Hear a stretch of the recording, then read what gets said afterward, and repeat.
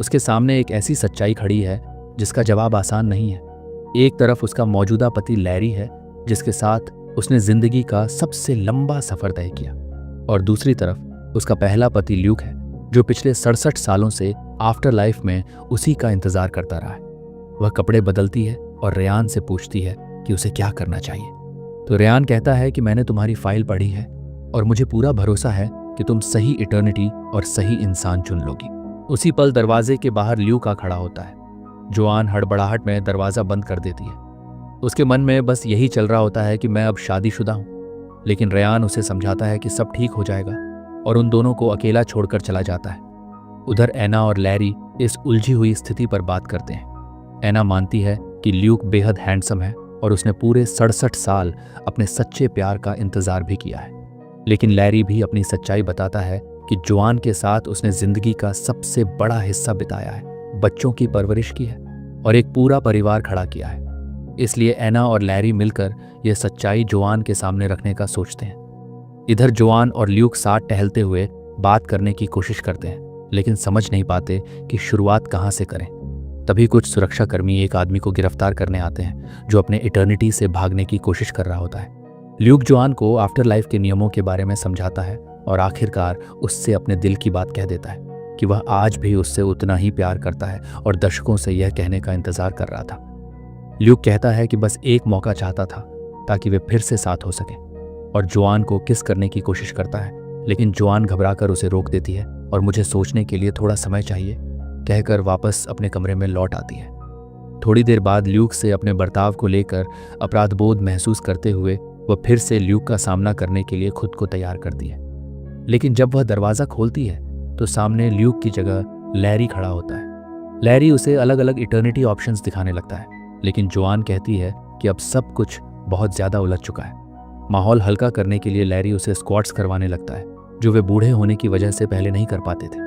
इस छोटी सी एक्सरसाइज से जोआन को थोड़ा अच्छा महसूस होने लगता है।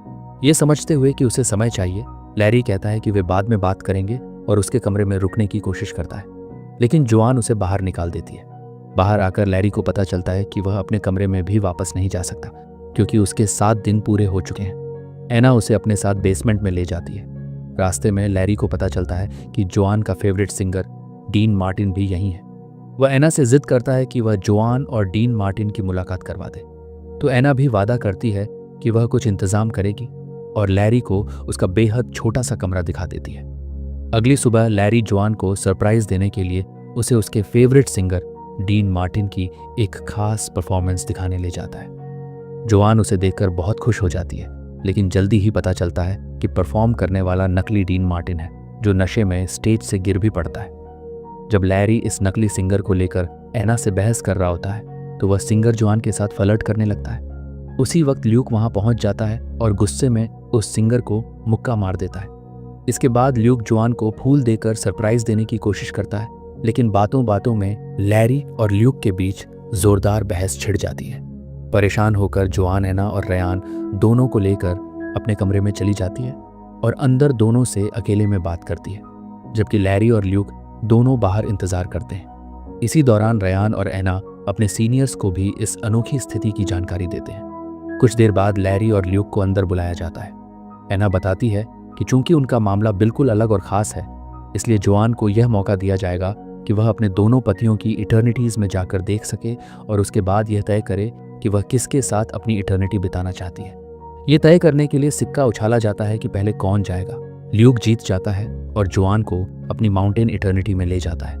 वहां पहुंचकर ल्यूक उन खूबसूरत पहाड़ों को देखकर मंत्रमुग्ध हो जाता है। जोआन भी उसे प्यार भरी नज़रों से देखती रहती है। दोनों पुलों पर चलते हैं, नदियों के किनारे घूमते हैं और उन भावनाओं को दोबारा महसूस करते हैं जो कभी सच में खत्म ही नहीं हुई थी।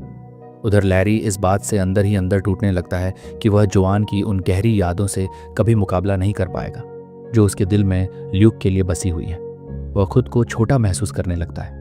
तब एना उसे समझाती है कि अगर उसे सच में लड़ना है तो तुम्हें यह याद करने की कोशिश करनी चाहिए कि जोआन पहली बार तुमसे प्यार क्यों करने लगी थी। लैरी मायूस होकर कहता है कि मुझे खुद याद नहीं है कि जोआन मुझसे प्यार क्यों करने लगी थी, लेकिन फिर एना से हौसला पाकर वह एक ऐसी इंसान को ढूंढने निकल पड़ता है जो उसकी मदद कर सकती है। इधर जोआन ल्यूक की इटर्निटी में रहते हुए